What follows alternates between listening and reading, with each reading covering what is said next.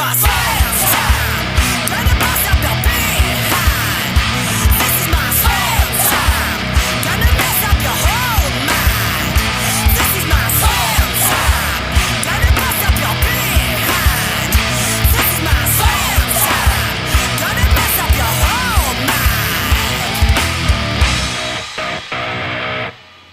Hey guys, welcome to Side Talk. We're at the Left Side's monthly review show. Welcome back. It's been 6 weeks. My name is Ash, and I'm here with my most handsome compadre, Scott. Scott, how you doing, dude? Hey, I'm doing good, man. Good to see you. It's been a while. Yeah, man. Long time. 6 weeks. Yeah, so this is our first Side Talk of the year. There's an awful lot to catch up on. You'll have to entertain us while we kind of go back to stuff that might have happened at the back end of the last year, and then we'll scoop through a few bits and pieces as best we can without lingering on it too much, because wrestling moves very, very quickly indeed. And yeah, I'm sure nobody's going to be too fussed about something that happened like 3 weeks ago or something, because that's just our attention spans these days, right? And then we're going to get on to AEW World's End, which happened at the back end of December. Few good matches. The culmination of the Continental Classic, and the end of a feud I never really wanted to see rehashed, really. So yeah, so the Continental Classic was a roaring success, in my opinion. The semi-finals on the night were Okada versus Ricochet, which was excellent. And the third match between Ospreay and Fletcher, though I'm pretty sure I saw it billed as like the second between them. Second since they have been feuding, basically. But it's the third match in AEW. And Ospreay and Okada progressed to the final. And the final was just a sublime showcase of professional wrestling, regardless of how you look at it. There's no way that you could say it wasn't absolutely just sublime. And Okada, the best tournament wrestler in the world, regains his Continental crown and wins it all. Yeah, so Continental Classic was another winner this year. What did you think, my man? Yeah, really enjoyed the Classic again this year. And a lot of people had Ospreay down as the winner beforehand. They couldn't really see them going with Okada. And I always think that for me, it was kind of pretty clearly indicated that they were going to put Okada down to have another tournament win. Because without the Bucks and without Jungle Boy, it being that elite storyline kind of got jettisoned for various reasons. Okada kind of needed a reboot, and I think this was the perfect time to do that. Having Christopher Daniels come out at the end and say he can no longer sanction the match because he's no longer an EVP, opening for Kenny to come back and have to stare down with Okada was great. And hinting that this could be the final or the main event at All In Texas. Wow, like we've seen those matches. I think they had a best of 4 series kind of thing in New Japan. Mm-hmm. Every single one of those matches was just mwah, chef's kiss. So anytime those guys are going to lock up, regardless of country, promotion, like yeah. And I think the kind of match that will bring people, sell tickets and bring people back into watching AEW live, I think it should boost ticket sales quite a lot once it gets officially announced. I think this kind of thing that they need to do is, again, we had to kind of wait for Kenny to come back. Mm-hmm. And when is it? August, isn't it? Well, no, sorry. July. So maybe Eddie Kingston back in the picture then.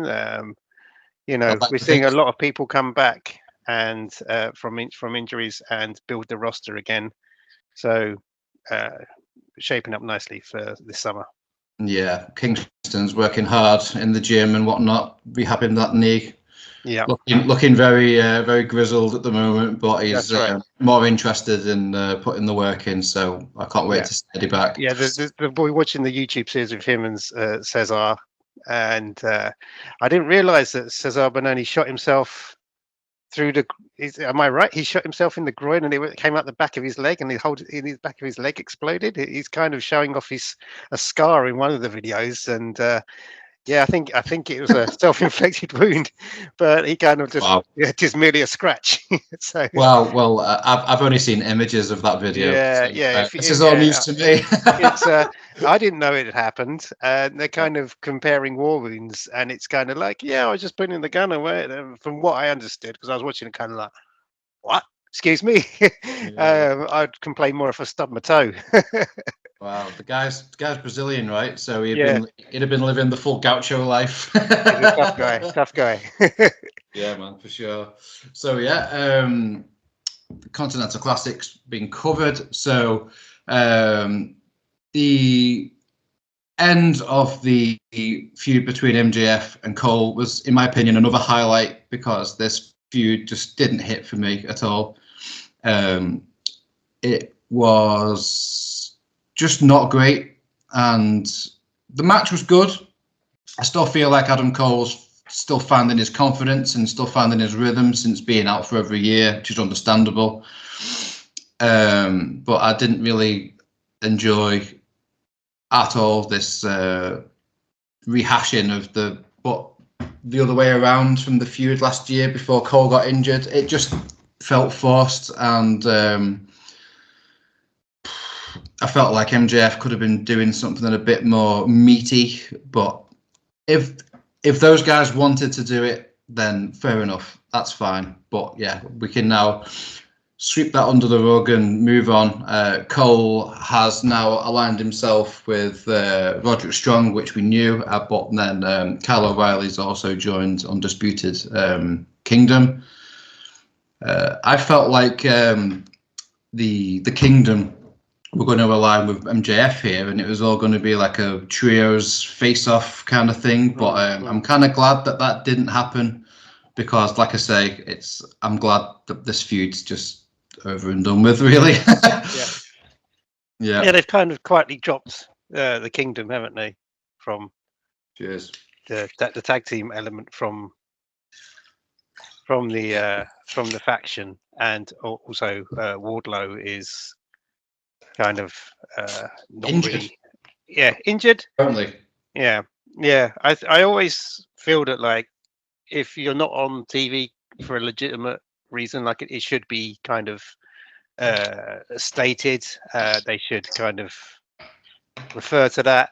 Otherwise, it just kind of leaves if you're watching week to week, and all of a sudden the guy who's kind of there is not there. Cheers. I think cheers. It's not there. It's a bit. It's a bit grating, but like I think this week with Hobbs, they kind of explained he's got a bit of a niggle on his leg. It's kind of an injury that he's been kind of nursing. He wanted to fight, but he couldn't. So they had to cover that. They had to beat down on Collision, see if he could get clear for Wednesday. And when he couldn't, you just had the learning tree give a little TV time to kind of explain it, push it onto next week. So I think they are getting better at that. I think I read that Tony Khan is getting more back involved with the booking week to week, and he's kind of being a bit more hands off to see how it would work. Whether that's true or not, I'm not sure, but that's what's being reported. And and I think maybe has that had a hand in the change in the tag belts in AEW. I think he's been keen to get the belts on the Hurt Syndicate, which makes a lot of sense. But again, it's kind of what we've been kind of critical on AEW recently with Private Party having the belts, having I think 3 defenses in 2 months, or 2 defenses in 3 months, and not really making much of an impact. It wasn't much, was it? No. Yeah, I felt like the moment of them winning the titles was much more than the actual reign itself, which can be applied to so many reigns and so many companies over the years. But Yeah, I felt like the Hurt Syndicate winning the tag titles was the right thing to do, Yeah. just to kind of elevate them. And Yeah.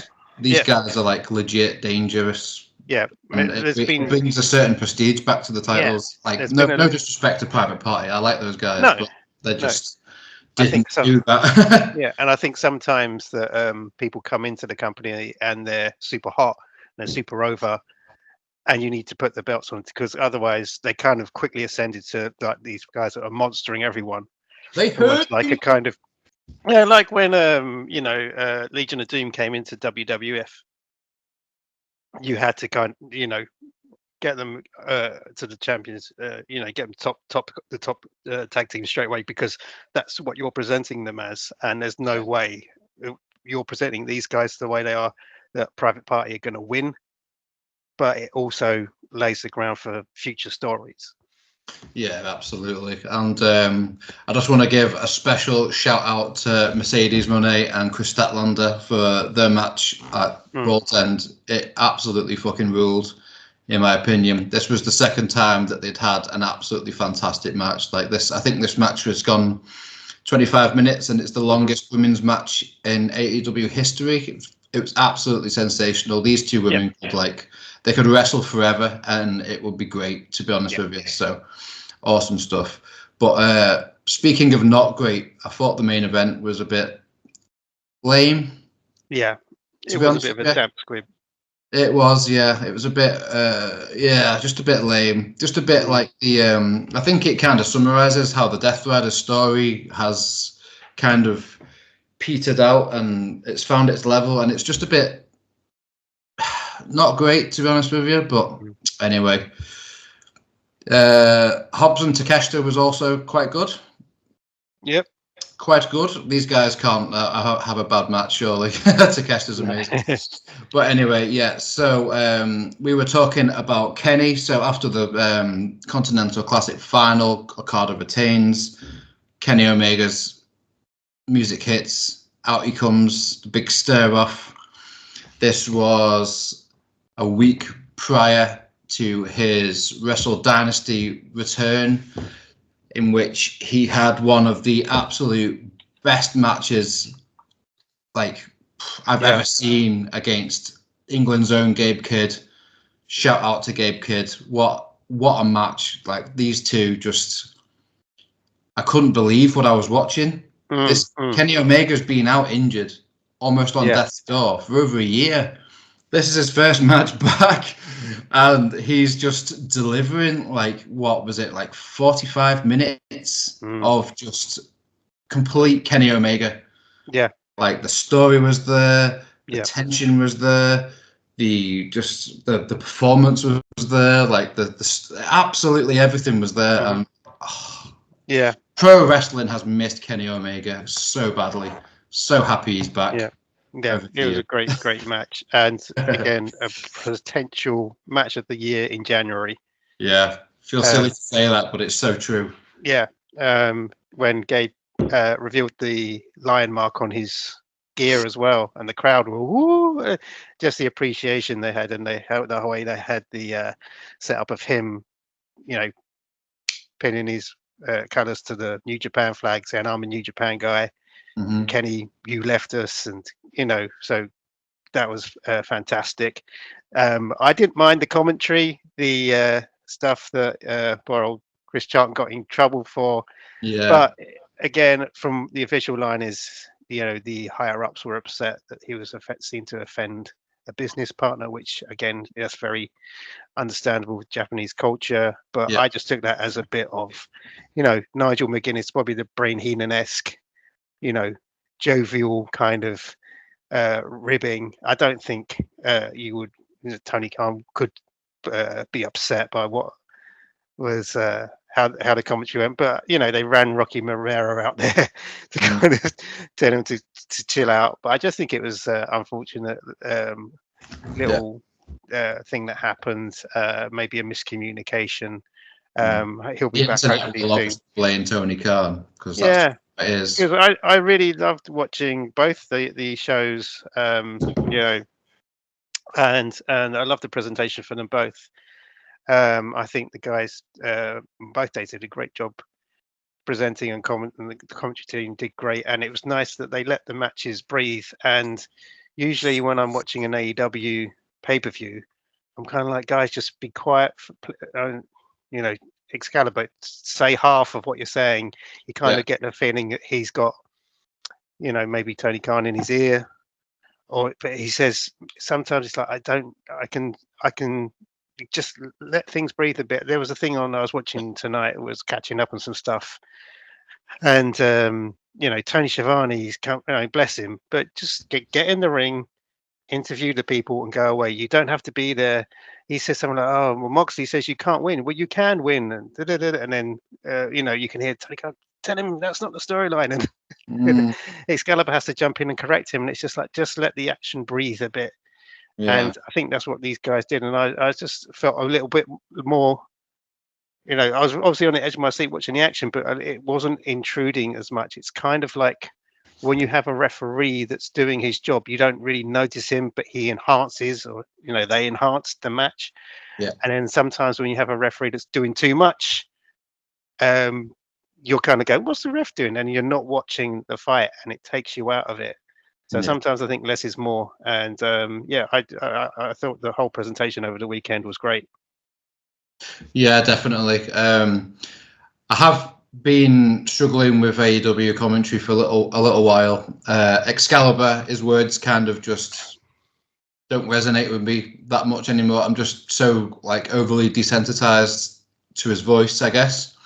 Taz is good. It's good to have him back, but I feel like at this point he'd be better off just being Hook's mouthpiece, like specifically. Tony Schiavone, like, respect to the guy.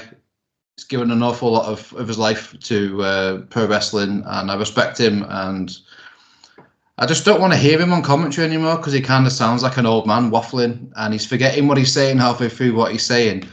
And then when we had Ian Riccoboni, was it Dynamite, or was it? Yeah. Must have been Collision or something a few weeks ago. It was refreshing. It was fun. Fantastic. It was knowledgeable. It was really, really good. Yeah. And McGuinness is just brilliant. Yeah, what he does, absolutely brilliant. Like, yeah, they've got the pieces there. It's just they're not fitting them in the puzzle right. Yeah. And even you know, Jim Ross, when he comes back, and he came back for the homecoming and did some commentary. Yeah. Jim Ross put on the big matches.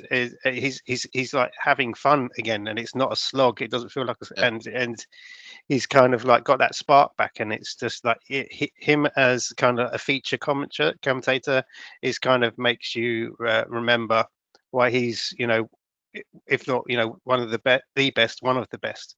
The goat. Every time I hear that man's voice, it's just like, this guy is just the best. He instantly elevates anything that's in the ring, right, straight away. Yeah, the Shibata versus Takeshita match on Collision. And he's like, oh my God, this is a great wrestling match. And you could tell that's, you know, he's supposed to say that, but he actually believes that. Contrast that with like Tony Schiavone go, these two guys are running around right now. Like, it's like, oh, he's just saying what they're doing, and you're not adding anything. Yeah, well, that's just unfortunate, really. But yeah. But, you know, I love Tony Schiavone when he's in the ring being scolded to get the hell out of the ring by Mariah May, and he does his little Charlie Brown, and he breaks your heart, and love him. But that's where he should be placed. He's better at that for sure, definitely. 100%. So Kenny's back. The world of professional wrestling can be happy once again, or maybe not. I don't know. Yeah, everyone loves Kenny, even if they say they don't. They secretly love him. Exactly. Yeah. They had a great match. He's since come back to AEW, and him and Ospreay have had a few conversations and a few interactions with the Callis family, which I'm happy. I'm absolutely happy with. People were kind of groaning that it was like, oh, it's Kenny and Callis and Ospreay and Callis again, boo.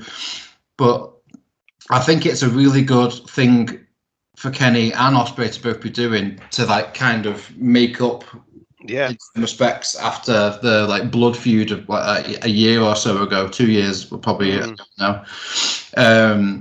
Yeah. And the match at Grand Slam Australia looks to be absolutely, it's just going to be silly. It's going to be silly. Like Takeshita and Fletcher versus Ospreay and Okada. So I'm so looking forward to seeing that. Yeah.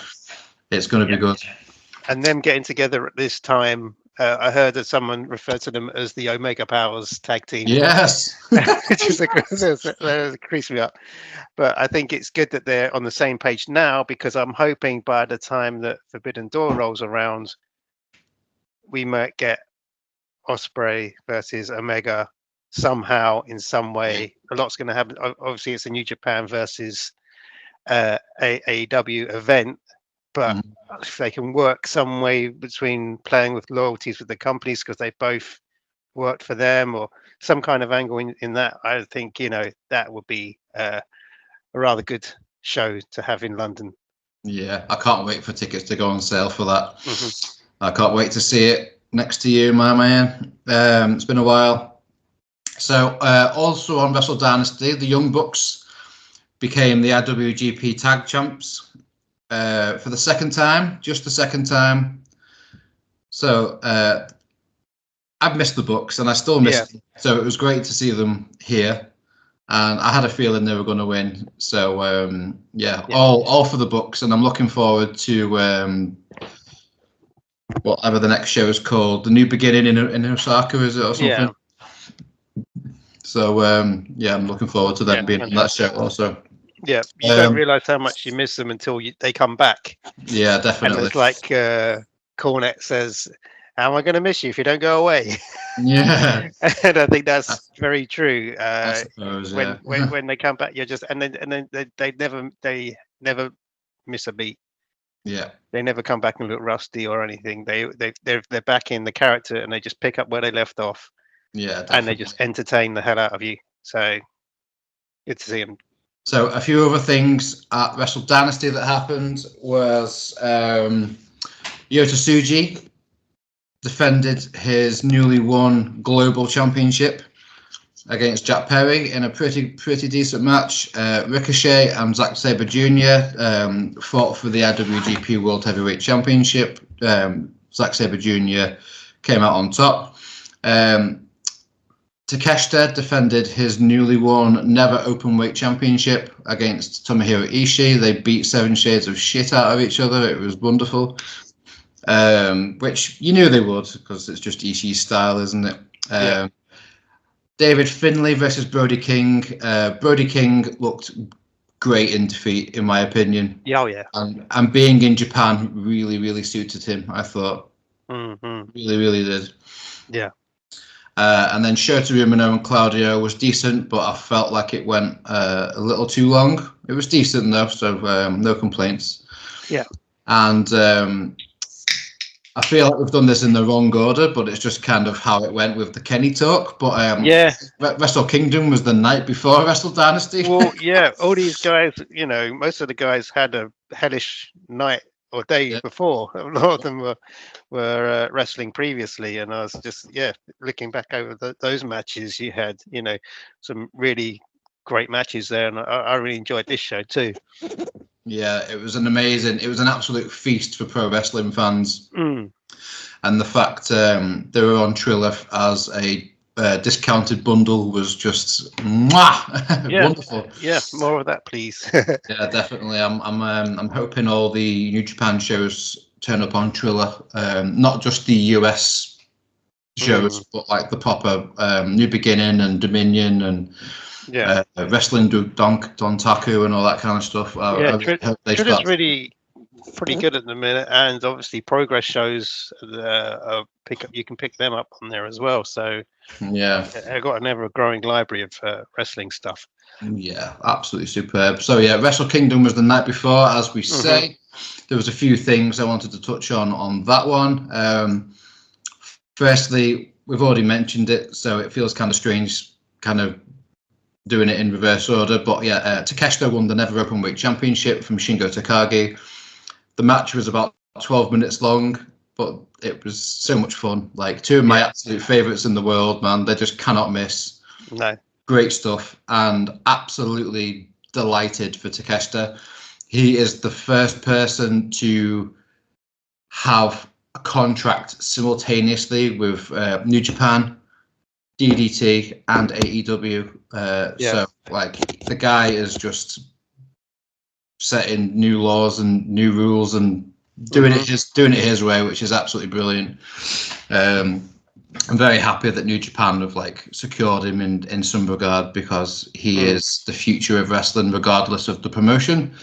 Then we had Yota Tsuji as again winning the global championship from David Finlay in an absolutely brilliant match, to be honest with you. This went about half an hour or so.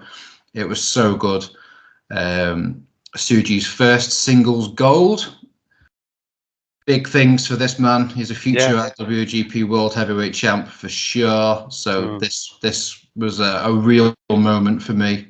How about you? I was made up. I didn't think they were going to do it. I thought it'd be maybe a screwy finish, because there hadn't really been that.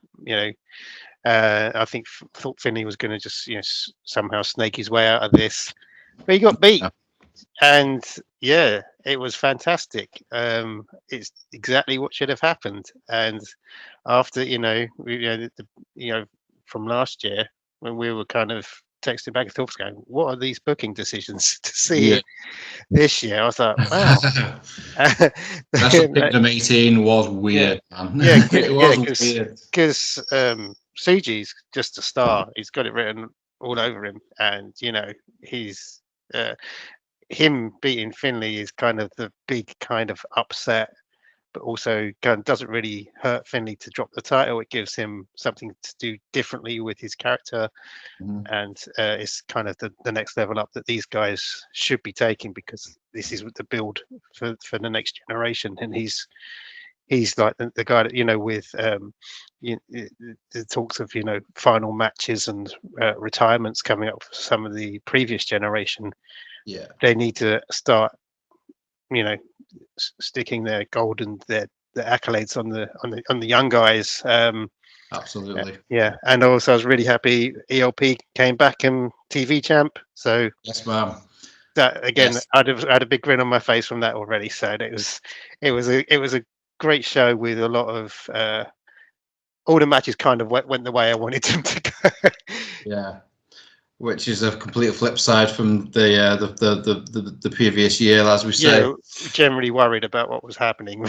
Yes, ALP winning the TV championship was it filled my heart with love and happiness so much. So, absolutely delighted. And it also showcased. Obviously, I didn't even realize that Ren Narita was the champion. To be honest with you, I don't know where or when that happened, but I completely missed it.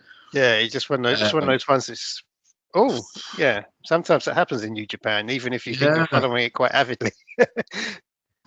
So I was a bit confused by that, to be honest with you. But Rio Oiwa looked really good in this match. He's got a really difficult name to pronounce, man. But he looked really good in this match, and he's got a big future also. And also shout out to the Ichiban Street Boys for winning the IWGP Junior Tag Team Championships. Yeah, that was great. Absolutely fantastic. And that with Zack Sabre Jr. winning, headlining and winning both his matches. Again, another great achievement. And TMDK, really the number one faction in a Ichiban. in a promotion with a lot of factions. Definitely. So very good. TMDK's time is now, and the future is orange, as Zack Sabre Jr. put it. A couple more matches to touch on. You just touched on Zack Sabre Jr. So the main event was against Shota Umino for the WGP World Heavyweight Championship. It went almost 45 minutes. I thought this was absolutely brilliant, and it elevated Shota Umino to more that level.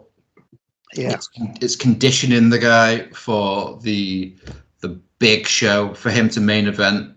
New Japan's most important show is huge. And I thought he showed out very much so. And it was a great match, to be honest with you. I had a lot of fun watching this match.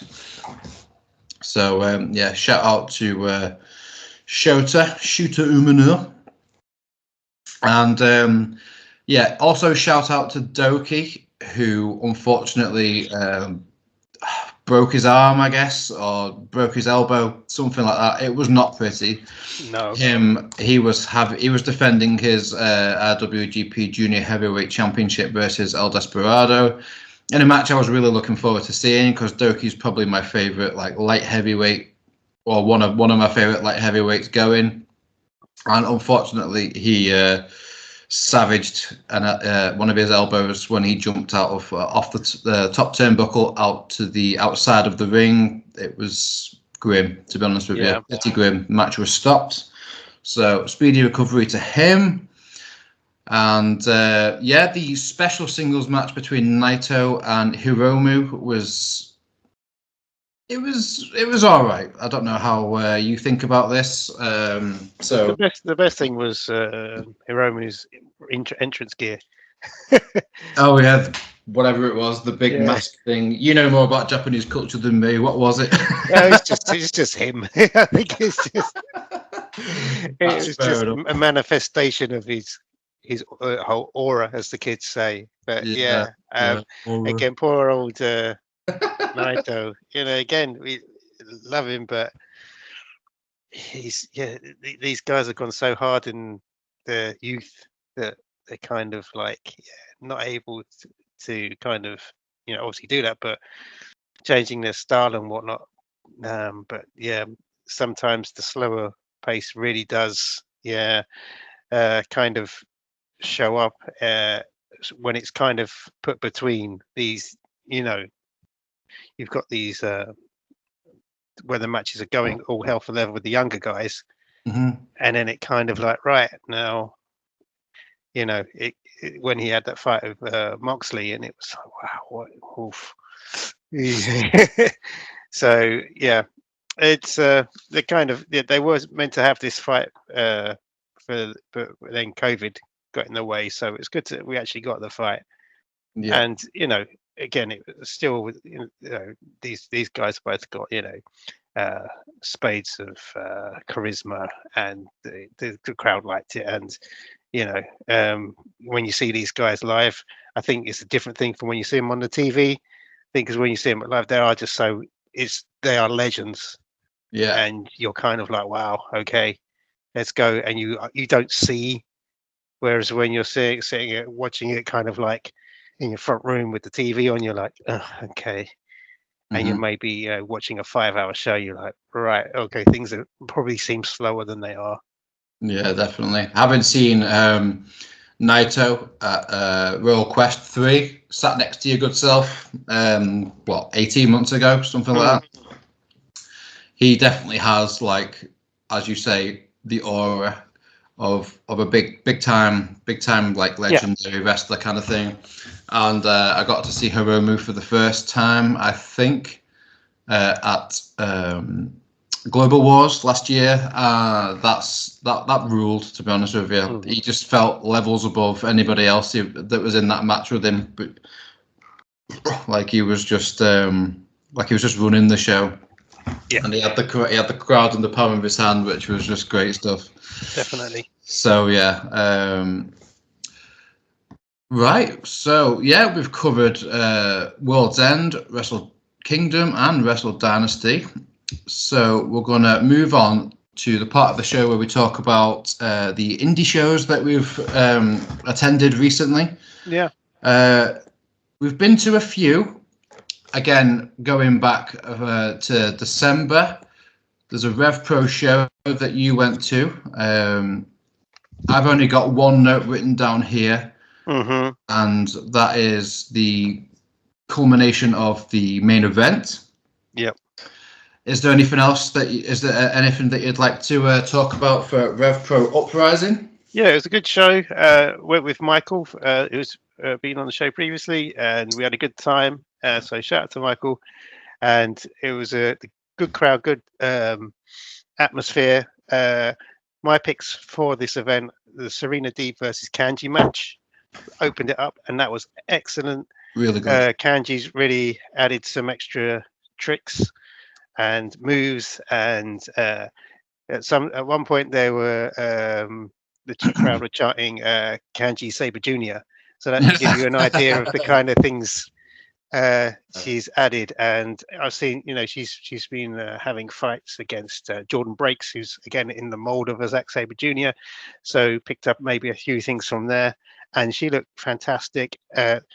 Really a great match against Serena Deeb, who for my money is one of the best wrestlers on the scene today. Very underutilized on AEW. They don't really seem to know what to do with her as a character. She's just, they said they kind of like, oh, she's a great wrestler and she can do all the moves, and then that's unfortunately, she can do anything and have a great match with anyone, and they don't know what to do past that, which is a shame because there's so many things you could do, and this match against Kanji showed that, and hopefully she'll be back. That's really over with the crowd. They love seeing her there. So hopefully we'll see Serena Deeb on some indie shows over in the UK whilst AEW figure out what they're going to do. And then the Zazoya versus Leon Slater 60-minute Iron Man match. Damn, fantastic. This was insanely good. Yeah. It was kind of like people in the crowd and people on the way in were kind of like, so this is when we're going to go to the pub, are we? And things like that, kind of half joking, because no one really was up for a 60-minute match. But when those guys came out and there was some banter with the crowd, and like, Leon was like, trust me, it's going to get violent in the last half. But 60 minutes just went like that. Zaya is, if you haven't seen him, check out, to the people watching, check out his stuff. He's been over in Japan. He's been all over, and he's building up his portfolio of work. But he had a great match with Leon. 60 minutes. It's on. I think they put it them on YouTube, so I think you can watch that. If not, you can watch it through RevPro's on-demand service. But well worth checking out. It was one of those matches where kind of people were being maybe a bit too cool for school, and I'll check it out in the last 20 minutes. But from the beginning, and it was laid up and flowed perfectly. It's like when you watch like a really good film, and then at the end you're like, oh geez, that was 2.5 hours long, and it felt like it was maybe a 90-minute movie. Yeah, this felt like it was a 20-minute match, but it was a 60-minute match. They had the countdown. By the end, everyone was going crazy. If you talk about the main event where Michael Oku defeated Luke Jacobs to get the belt back.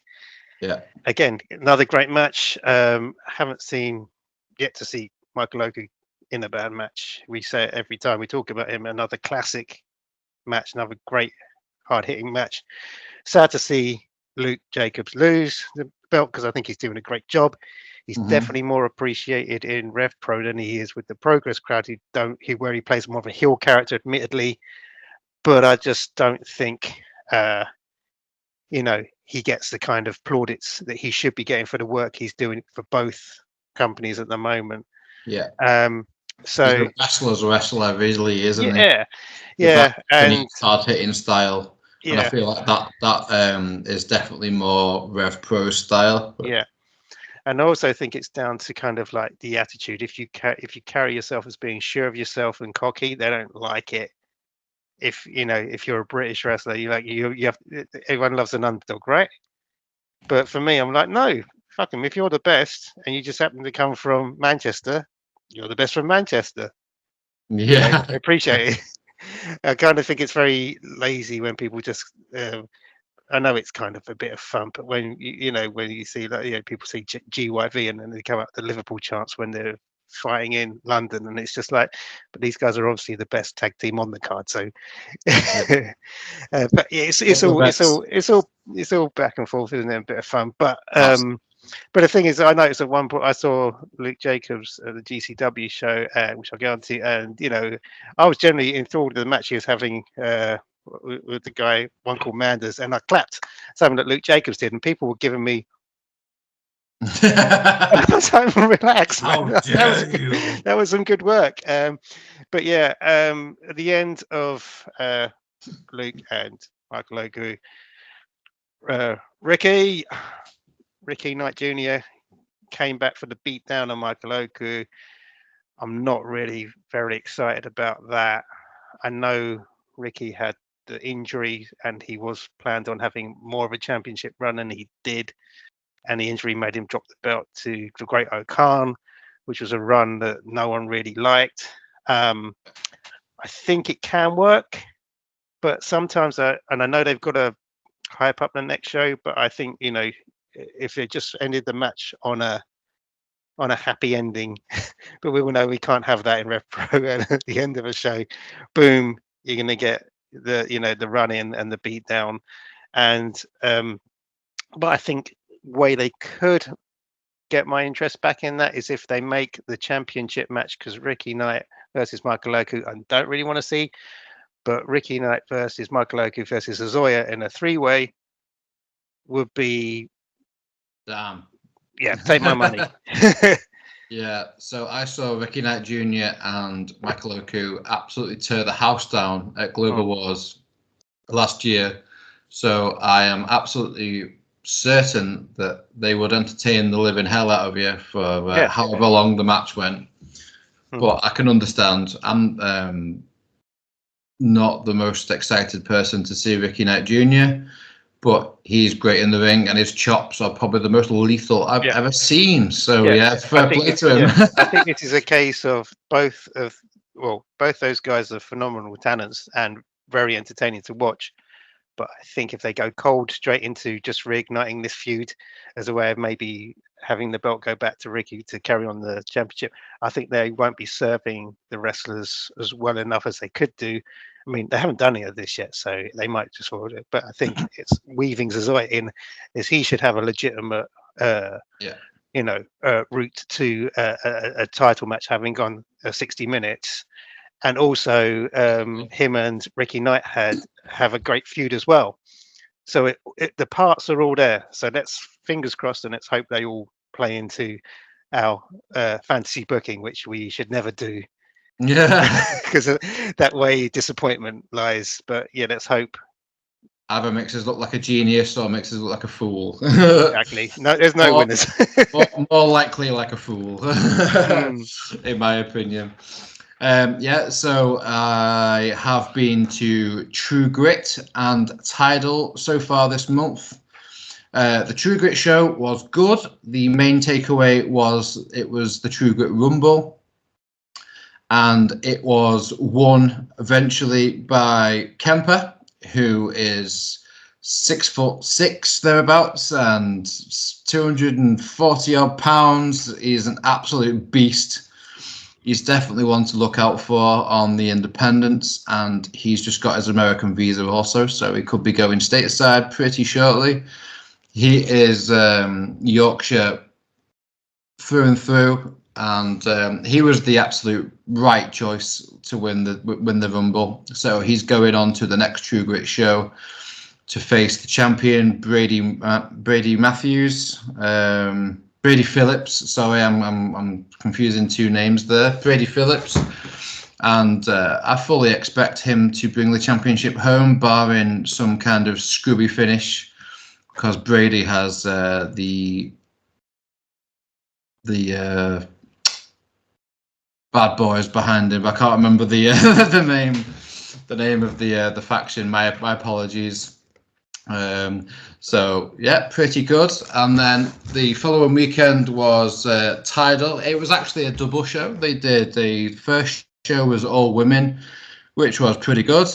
Some established faces and some brand new faces. Shout out to Alfie, who absolutely tore it down with Maddie.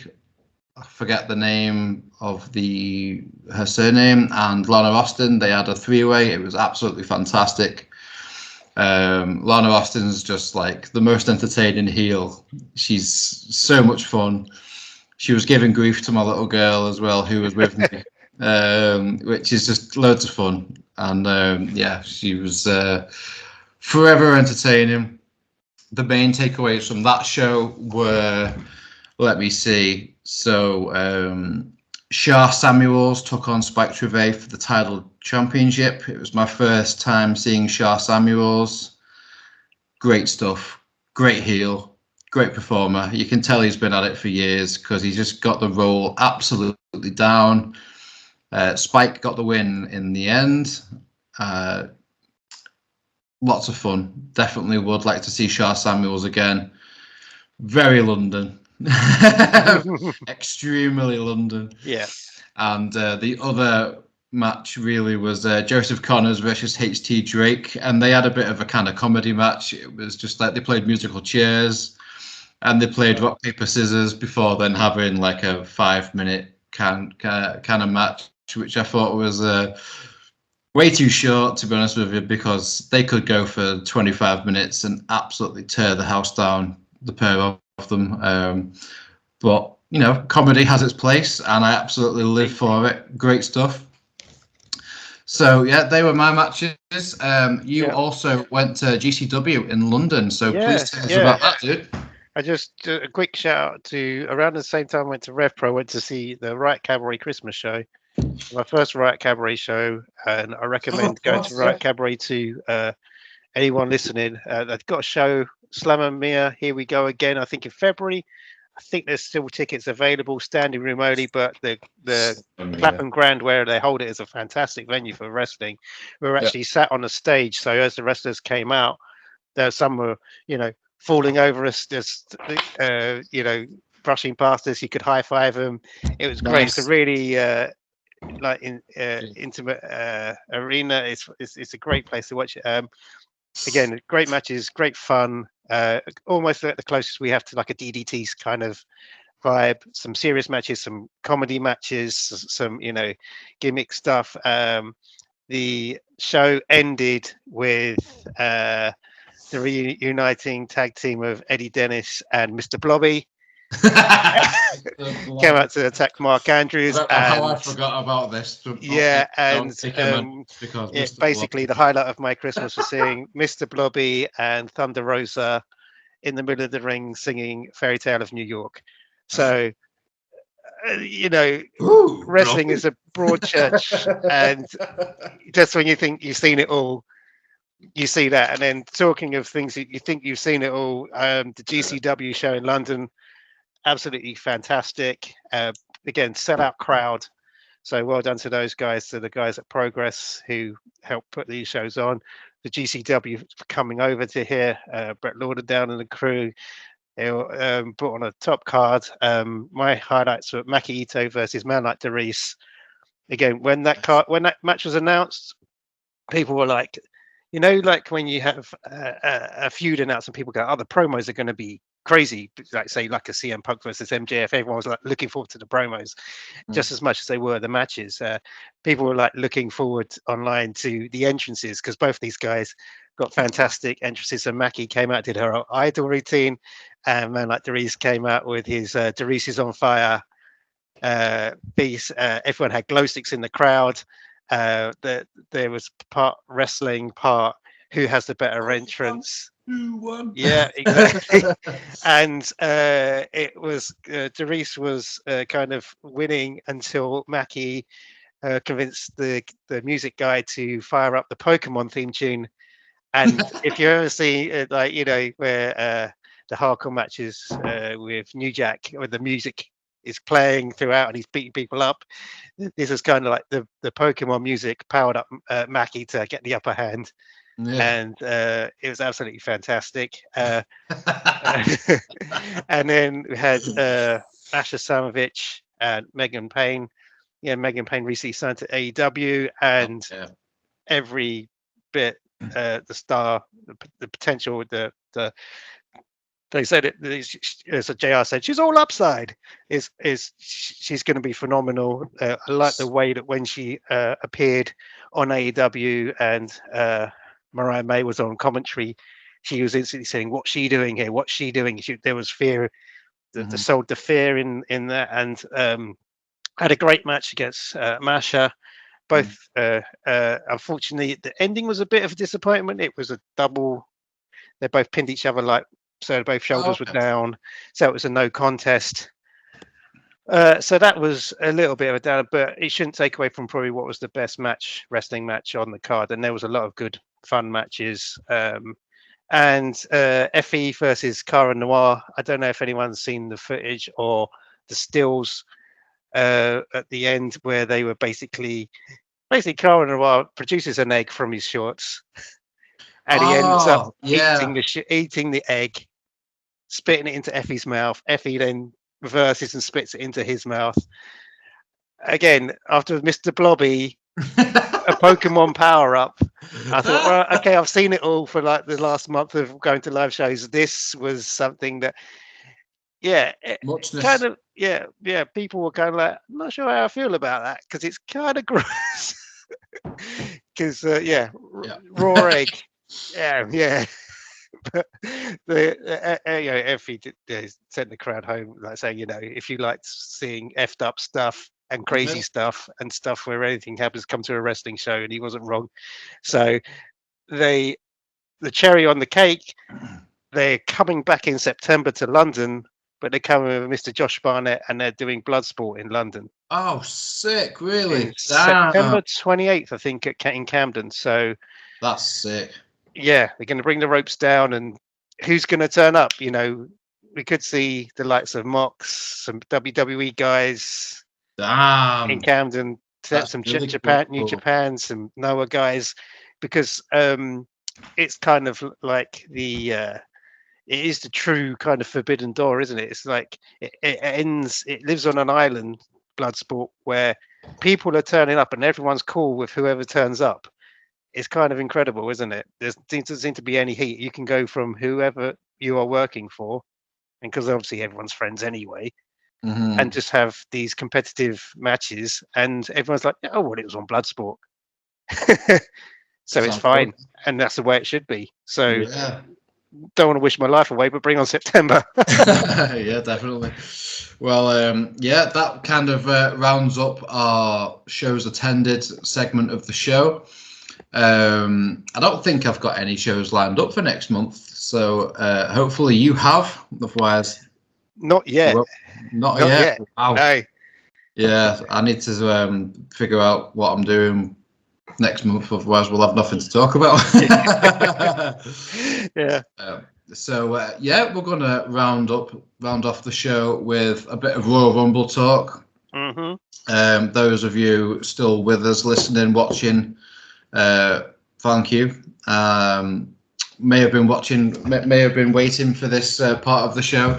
We don't usually cover WWE stuff on this show, so this is a bit of a rarity. So why not? The Royal Rumble is, as time of recording, tomorrow night. So it will be posted in the morning. So tonight, essentially. WWE now being on Netflix is easy peasy to access now, so pretty cool. I've not been really keeping up with too much WWE stuff like in general for quite some time, but why don't we talk about Royal Rumble for a little bit? So I have no idea about any stories. Let's just go straight into it and predict who we think's going to win. Scott first. My prediction is a returning Hulk Hogan. No, I'm just kidding. He's going to spray into people's eyes. Coming on a beer truck. He's going to get Jimmy Hart to clear the ring with his guitar, and then he's going to it's good that WWE is on Netflix now, because I have been dipping into it more because it's just more accessible and everything's right there. You don't have to watch clips on YouTube and fight through adverts. And just to touch on it quickly, the first Raw on Netflix, which was a very strange show because it was kind of like, thank you, Netflix, thank you. But when Hogan came out and was booed out of the building, hilarious.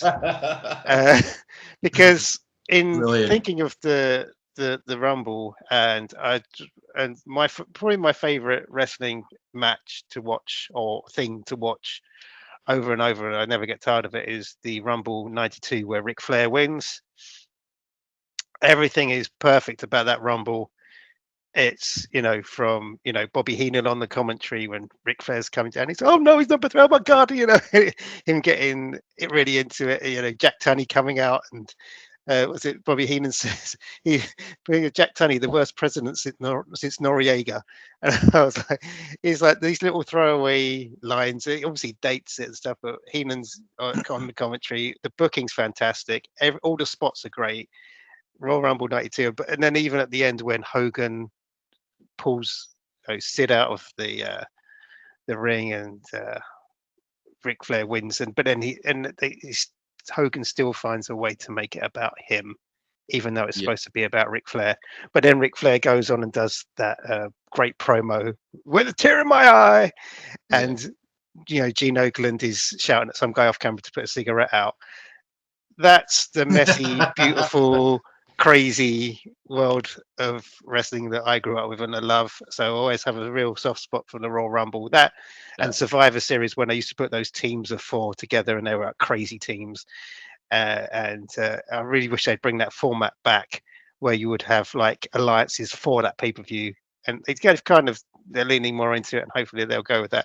But I think my pick for someone who's not particularly clever, but I think Joe Hendry for the Rumble is a good pick. He's got the belt now. I don't think he'll win, but it'd be interesting to hear the pop he gets. He's got the best theme tune. We're in an era of very bad music, and this is if you think about outside of say like CM Punk, Joe Hendry, I know theme tunes are like and this is from someone that has WWF the anthology CDs and they're some of my most played CDs, and that era of great theme tunes, and everything kind of sounds the same now. It's kind of like when Penta debuted. I love Penta, and he had a great match with Gable, and but his music just sounds like Doom Eternal. It's just like dun, dun, dun, dun, dun, dun, and then you listen to his old theme, the theme he had previous, the Lucha Bros theme. It's fantastic. I really hope that that's kind of like the one thing in their presentation that they switch up. Just start getting some good music again, because that's one of my favorite things about watching the wrestling is the themes, and it adds a lot. But my surprise that no one has really been talking about. I'd like to see Hikuleo, because he's been signed since I think July, and they've not done anything with him. So him coming out maybe to even the score. Maybe there's a standoff with old and new bloodline. Who's he going to side with? There can be some interesting stuff there. Some Jordan Grace, obviously coming over from TNA now. She says she's not going to be there. And I think she posted a picture of a plane ticket saying, "I'm going to see my grandma." And I was like, yeah, okay. But the other one, maybe Roxanne Perez, Trick Williams, NXT. Again, I watched New Year's Eve. I thought that was a really good show. I've heard lots about the women's roster, and I know a lot of the names that have been on there, but haven't really had time to sit down and watch it. And the first half of that show is just all women's matches that are all fantastic. Yeah. And Julia winning the title, I mean, she's always been good, but fantastic, really, really good match. Julia rules. So Stephanie Vaquer as well also rules. Yeah. So I don't know how they're going to play it, but I think in recent memory, they've probably got the strongest men and women's rosters, and with the deal that they have with TNA, that opens the door for a lot of surprises within the Rumble format. Hopefully, the booking will be as good as the '92, where it was just superstar after superstar after superstar, and everything happened fantastically, and it's like an hour of nonstop, perfection.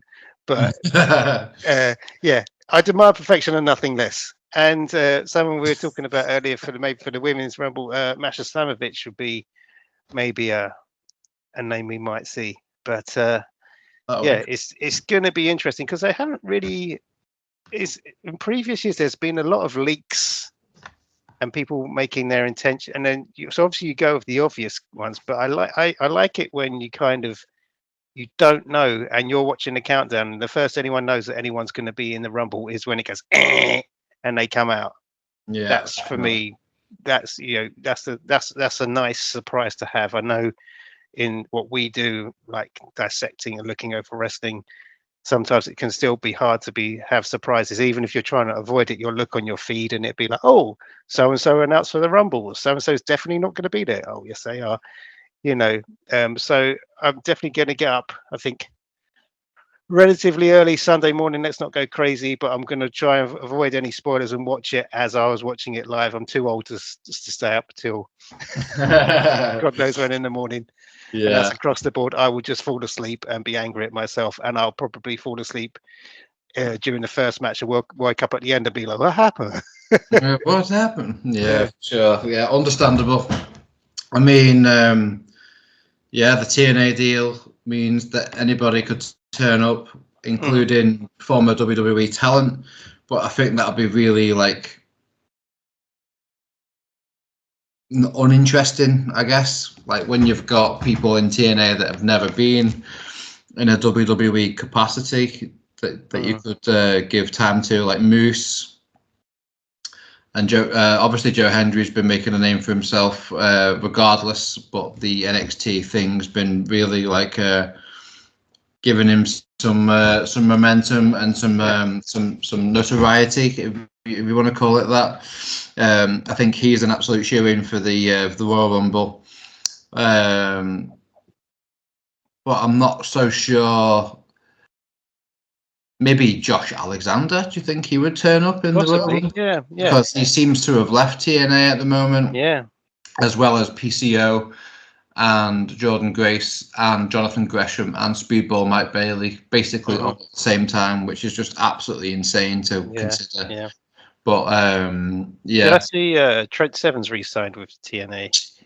Oh right, has he? So maybe get Trent and some of his old muckers reuniting in the ring. That'd be quite that would be, Imagine Leon Slater turning up in the Royal Rumble. maybe in years to come, if TNA hasn't been engulfed by WWE's bloodthirst in years to come, but we shall see. I think ultimately, though, CM Punk will be the winner. Yeah, I think that's probably the way they're going to go. Yeah. Get him in early, have him do the Iron Man thing. Yeah, put him in number 3. Yeah, but I don't think there's ever been a winner from number 3. It might be 3 or 4. Well, I can't remember. I was looking. Flair was 3. That's what makes it so good. Oh, okay. Yeah. Must have been 4 and 5 and whatnot. Never been a winner from number 4, I don't think. Yeah. So maybe put him in at number 4 and then have him get beat down, and then you can just kind of like hug the ropes for the rest of the match. Yeah, and the good thing about the good thing about him is he's, they've obviously set stuff up with him and Rollins and McIntyre, and he's obviously gunning for for Cody, and so it's like for the first time in a long while you've had things which are more than just these guys and the bloodline. It seems to be more spaced out. Mm-hmm. There seems to be more feuds going on. It seems to be more organic, and it's going to be very interesting to see what happens and how it plays out and how they've got it booked.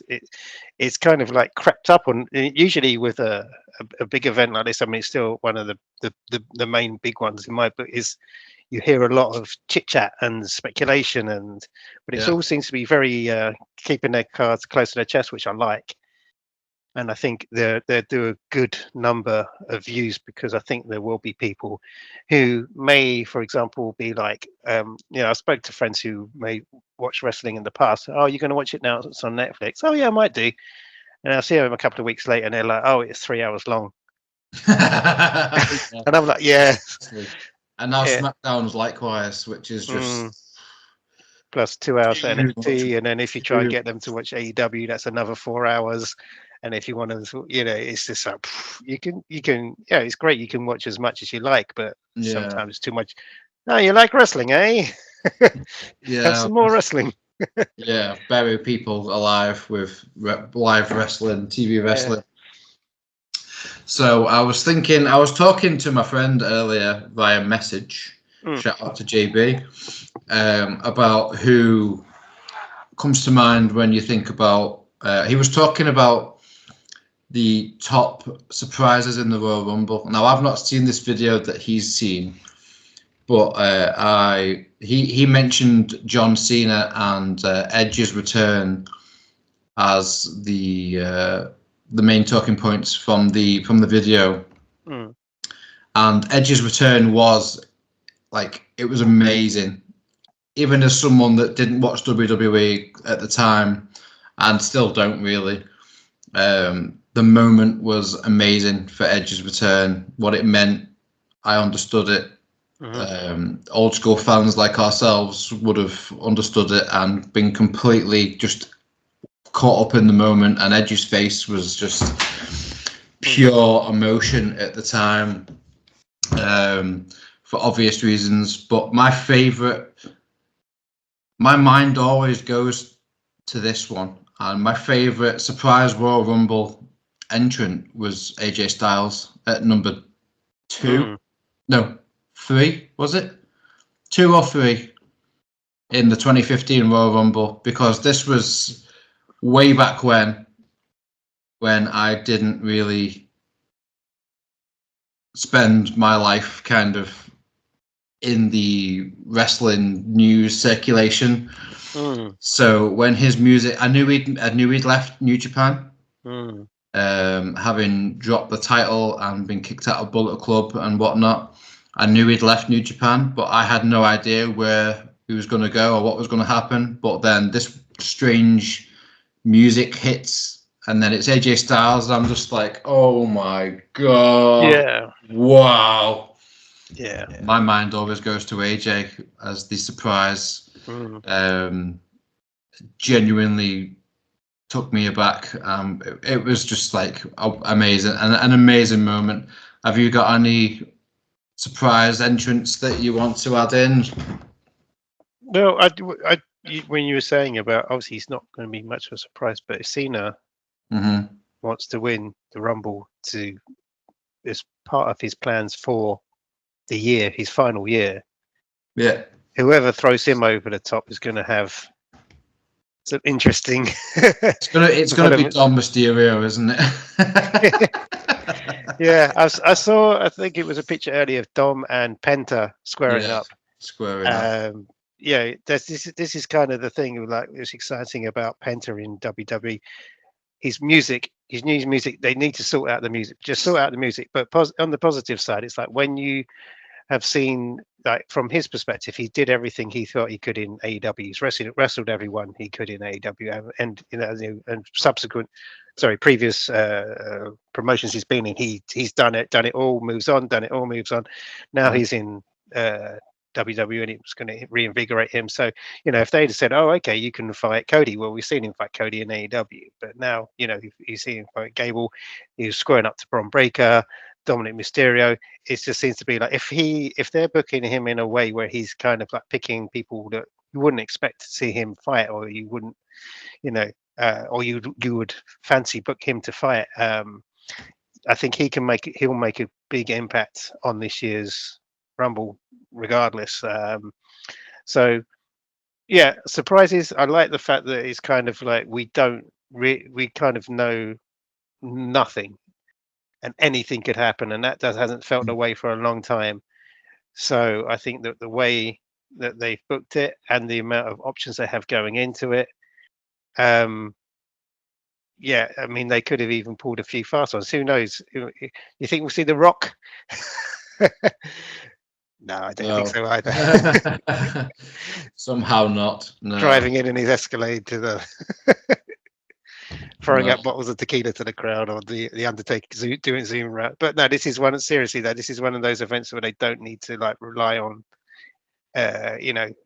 overbooking or gimmicks. And I think that we will see like the next generation of WWE on tomorrow's show. And I think if it all goes well and everything goes to plan, this will kind of be looked upon potentially as one of the best ones.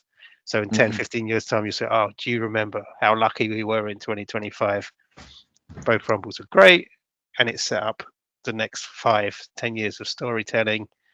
And it's just a very interesting place right now with the roster they've got and the positions everyone's found themselves in post the big kind of stagnation of the kind of booking prior to the kind of reinvigoration of this and NXT.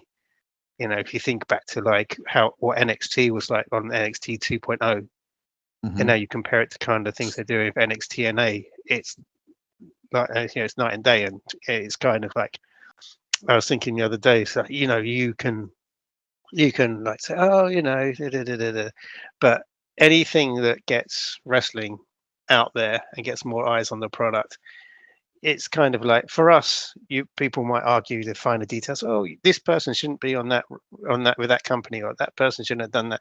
But it's kind of like, when you go to McDonald's, you say, can I have a Coke? And they've only got Pepsi or whatever. You go, oh, okay, then.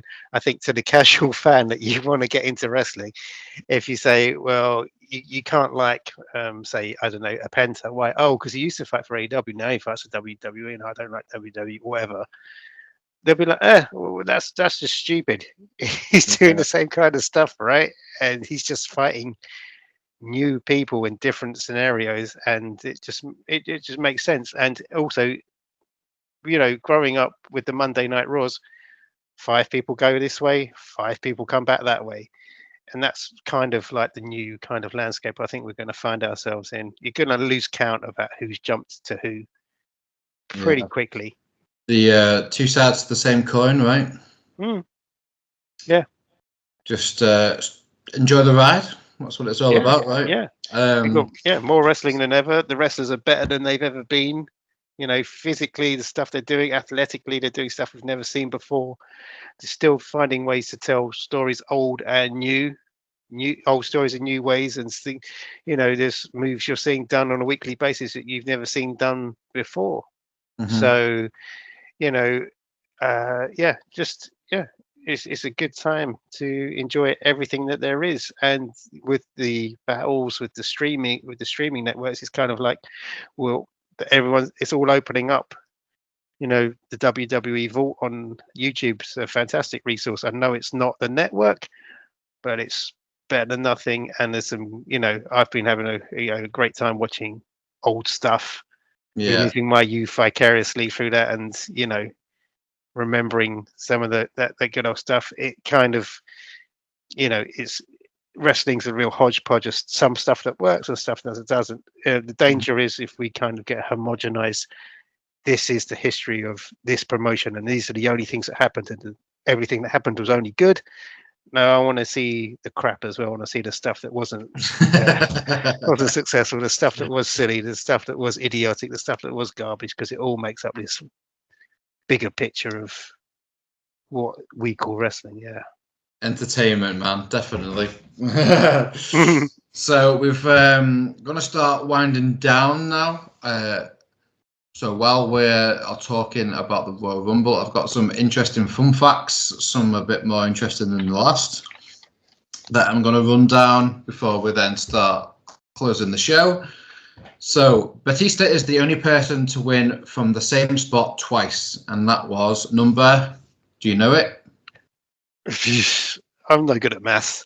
28. Gunther. My age, I should have known. Yeah. Gunther holds the record for the longest time spent in a Royal Rumble match, which was 72 minutes. Santino holds the record for the least amount of time spent in a Royal Rumble match with... like 2 seconds or something? It was 1.5 seconds. Oh. This is an interesting one. The longest accumulated time in a Royal Rumble match, in Royal Rumble matches, is Chris Jericho.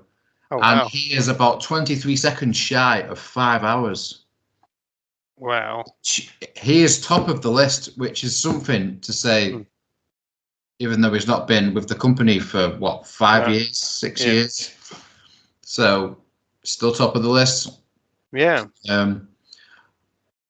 Razor Ramon was never in a Royal Rumble match, but fake Razor Ramon was.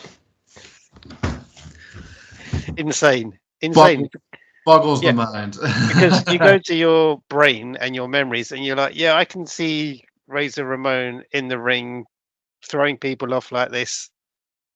That's you just can't trust your brain. Yeah, definitely. After this weekend, Kofi Kingston will have been competed in 52% of all Royal Rumbles. Wow. Excellent.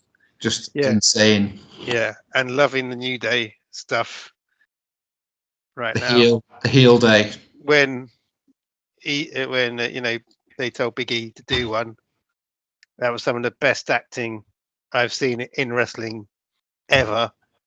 It really, I was like, oh my god, when they were getting rid of him, and he's kind of like, it's heartbreaking. And just to mention that the Mariah May Tony Storm is really picking up again. Talk about great stuff that we haven't seen in wrestling for a while.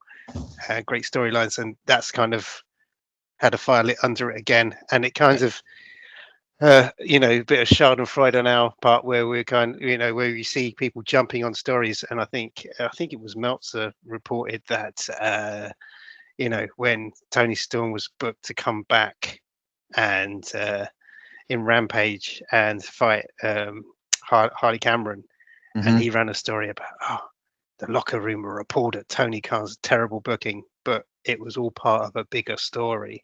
Absolutely. We were meant to feel that, and whether he was fed that or genuinely believed that, this is kind of one of the pitfalls we kind of try and, when we're reporting on stuff. I didn't like where that story ended. That sometimes the stories just don't end unless it's a full stop. And I'm just looking forward to the stories that will come out of the Rumble this weekend. Yeah, definitely. And one more little interesting fun fact about the Royal Rumble. I know I just said that Gunther holds the record for 72 minutes, but technically, Curtis Axel is going on 10 years without being eliminated. The guy they forget about.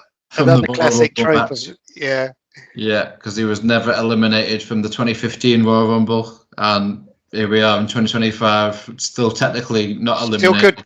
Still good. Which is just hilarious when you think about it.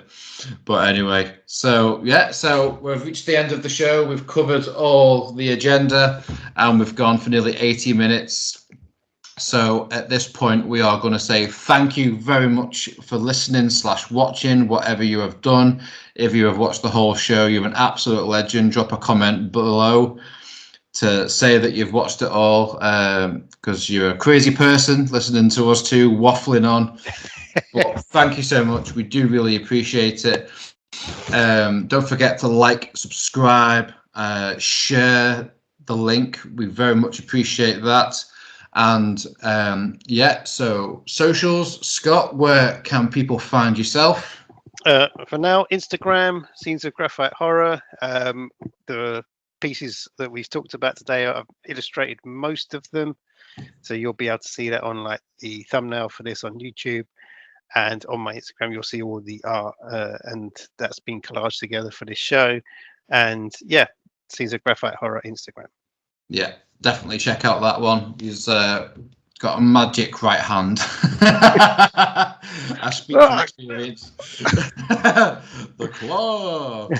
And you can find myself at Metal X Wrestling, all one word, which is basically just somewhere I can just info dump my love of my obsessions of pro wrestling and extreme metal. And I also run the Work the Left Side Instagram, which is WTLS316. Come and join on, subscribe and jump on board with all that good stuff. So for myself and Scott, thank you very much again for watching and enjoying this experience with us. It's been real fun after 6 weeks This has felt good. My soul feels good. I hope you feel good, Scott. And I hope anybody that's watching / listening feels good also. Thank you. See you in a few weeks. Peace.